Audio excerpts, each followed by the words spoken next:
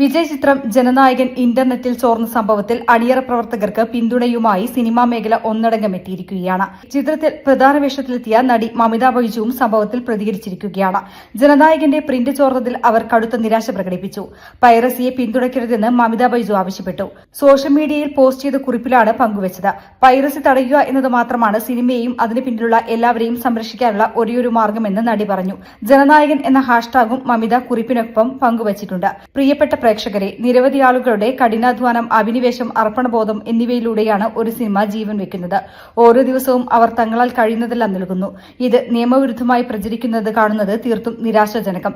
ചില നിമിഷങ്ങൾ ഉദ്ദേശിച്ചതുപോലെ തന്നെ ബിഗ് സ്ക്രീനിൽ ഒരുമിച്ച് അനുഭവിക്കാനുള്ളതാണ്. ഔദ്യോഗികമായി റിലീസ് ചെയ്യുമ്പോൾ സിനിമ ശരിയായ രീതിയിൽ കാത്തിരുന്ന് ആസ്വദിക്കാം. ദയവായി പൈറസിയെ പിന്തുണയ്ക്കരുത്. സിനിമയെയും അതിന് പിന്നിലുള്ള എല്ലാവരെയും സംരക്ഷിക്കാനുള്ള ഒരേയൊരു മാർഗം ഇതാണ് എന്നാണ് മമിത കുറിച്ചത്. News desk media vision. എൻ്റെ ഫസ്റ്റ് ഡെലിവറി ഇവിടെ തന്നെയായിരുന്നു, നിസ ഹോസ്പിറ്റലിൽ തന്നെയായിരുന്നു. അതൊരു 6 വർഷം മുന്നേ.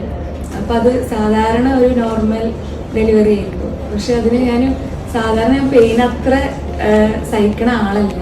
അപ്പോൾ അത് കാരണം ഭയങ്കര ബുദ്ധിമുട്ടായിരുന്നു എനിക്ക് ഫസ്റ്റ് ഡെലിവറി.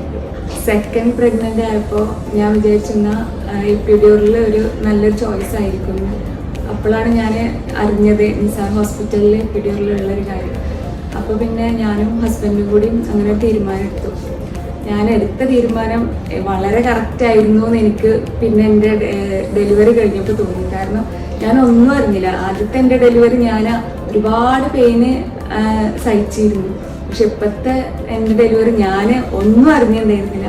പിന്നെ ഇവിടുത്തെ സ്റ്റാഫുകളായാലും ഡോക്ടേഴ്സായാലും എൻ്റെ ഡെലിവറി എടുത്തത് ശ്രുതി ഡോക്ടറായിരുന്നു.